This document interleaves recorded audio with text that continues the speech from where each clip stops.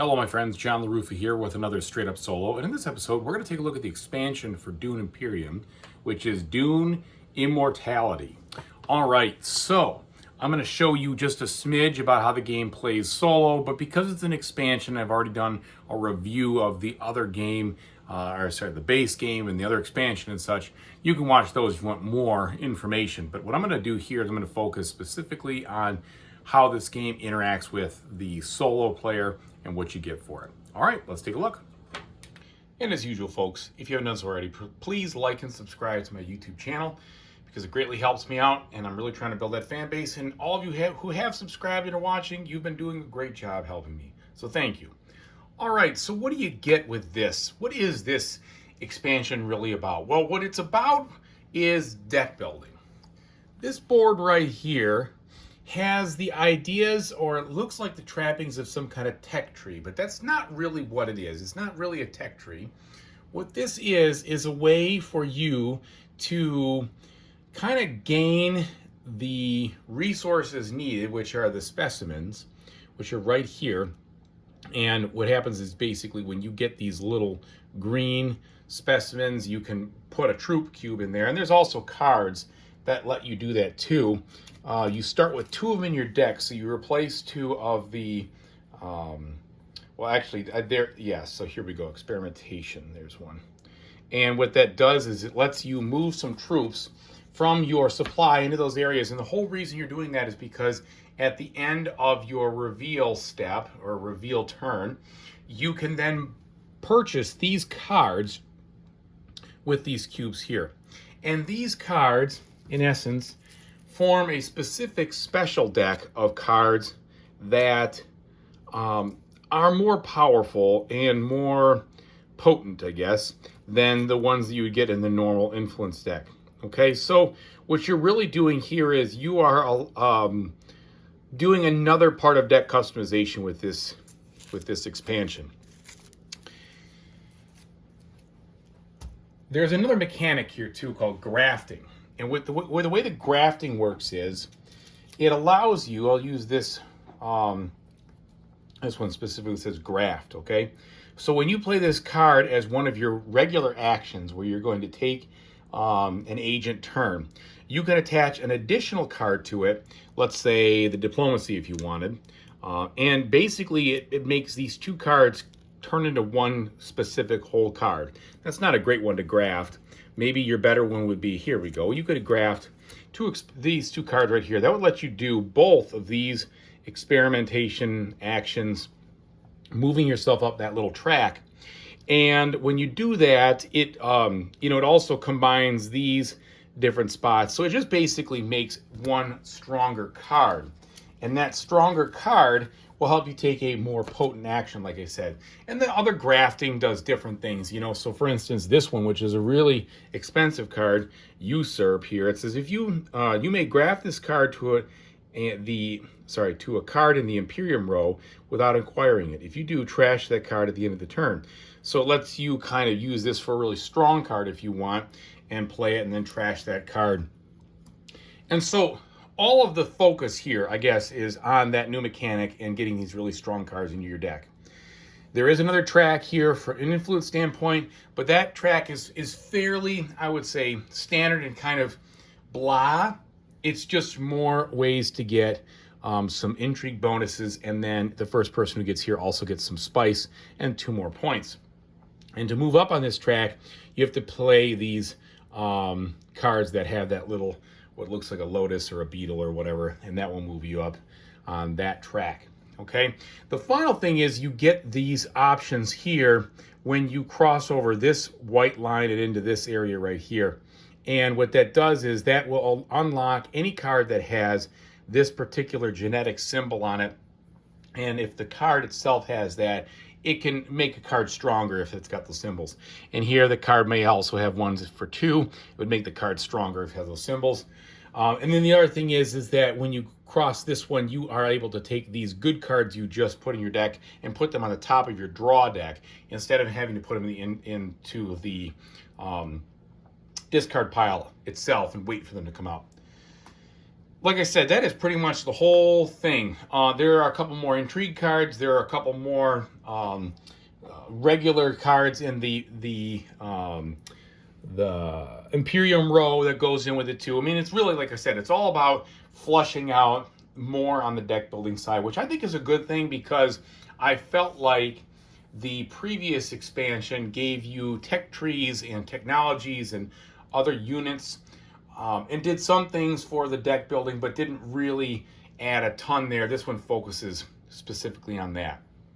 So the turns are very similar. Like I said, I'm not going to go through them particularly because it's not going to show you anything different. But one thing I will say is that the solo players, because you play against two opponents, they don't interact with this track at all.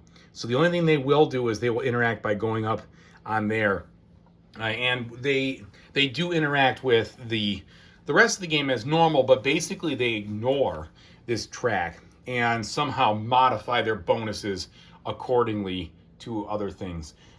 So a couple other things, they did change this one space over here. So you see this research station. Instead of drawing 3 cards, you draw 2 cards, and you move up on the one, up in that tech tree, kind of moving your way across. But yeah, that's pretty much it. And then they do give you a couple more leaders and such with varying abilities, which is cool too. So ultimately what I think it does is it provides more depth into the game versus more breadth of things. More depth into that deck building, and that's pretty much it. So that's kind of the overview. And then again, the turns work the same way. If you're going to use the House Haggle cards, you can do that. Or I like to use the app. I think the app is a little bit easier to just go through and work. The final thing that I want to mention is they did realize that they need some kind of mechanic to open up the Imperium deck, the Imperium offer. And what this is, this little token here lets you discard this once in a game. So just completely wipe all the cards there and draw a new one. So if that deck is really, or that display, pardon me, is really uninteresting to you, you could do that. I think that's a good idea because as you can see here, this pile, especially when you're playing with the both base games, and that pile of cards now is absolutely huge. And so there's so much there that they got to give you a way to get deeper into it. And I think they did a good job with that token. They obviously listened to people's thoughts. As far as, you could go through the whole game and see if you're lucky, if you're really lucky, just a small portion of cards. You got to do something else to get a little bit deeper in there, because you're not going to see a lot of stuff. So that at least helps a little bit. All right, let me go ahead and give you my thoughts on the expansion, and then we'll wrap it up. Okay, so that gave you an overview of the way that the expansion adapts and adds more to this game. From a solo standpoint, the solo player really doesn't interact a whole lot with that it's not a tech tree, but that unlocking ability. Excuse me. What do I want to call it? I don't know. Those actions right there that you walk down. It doesn't provide any specifics on how it's going to do that. It just keeps marching along, which is fine. But that means that you're not going to see any more interesting solo play on your opponent's sides. They're just going to largely ignore that and just deal with other things in the expansion, like that additional track. I think that this game is very well rounded at this point with this expansion put into it. So really here, I feel like there is enough in Dune Imperium that I don't know what else they would put in there, but I'm not interested in it. Because you have now a mature amount of deck building you could do. There's a ton of different content. There's a way to try to get deeper into that content. There's the specifics, I should say, that is good about these cards, those crafting cards, is that all of them seem pretty powerful, which means that you can really know you're going to get some good stuff, because that little deck is pretty small. I think there's only 18 of them or so. So you're going to get really good cards instead of maybe you might get some, wash into the Imperium side and that Imperium row, and the cards may or may not be all that strong. They could be very strong but very expensive. You know what I'm saying? So this seems like a way to isolate some part of the deck building and make it more interesting, which I think is a really good thing. But when I compare the two expansions, I actually prefer the Rise of Ix a little more, because I think there's some more fun there with regards to the new moves, the new ships, the new actions, etc. I think that those things in general just was a little better. So if you had to pick one or the other, I still would prefer the Rise of Ix versus Immortality. That being said, Immortality is not that expensive. It wasn't too much from a price standpoint, so there's value there. And if you're someone who likes this game a lot, then it's really a no-brainer. I don't think anybody would buy it and be disappointed, because I've enjoying the content of it. But I don't think it's going to take, let's say this game is, for instance, an 8 for you. I don't think it's going to take it to a 10. You know, it might take it to a 9, or it might take it to a solid, I'm going to keep this 8, because there's now even more there. But it's not going to blow your mind with brand new concepts. It just helps you to have a really mature and fulfilling game, which I think is really cool, which is good. But if you were already kind of like, this game is a 6 or a 7 to me, and the reason you didn't think it was any better wasn't anything related to the deck building, this expansion is not going to help you. It doesn't do anything to make the solo more or less competitive or more or less compelling. They do actually recommend you play to 11 if you want to see yourself get to the far end of that track. And so it will lengthen the game if you're going to do that. If you don't do that, chances are you're not going to get all the way over there. You're not going to be able to kind of reap the benefits of all the options you could have there. So there's a little bit of a trade-off there. But I never found this game ridiculously long or drawn out either. I found it to be pretty tense, and you're really clawing and trying to keep up with the other groups for those points and swing the stuff in your favor. So I don't think that going to 11 is all that outputting or off-putting, pardon me. So that's what I think about it. Hopefully it was helpful for you.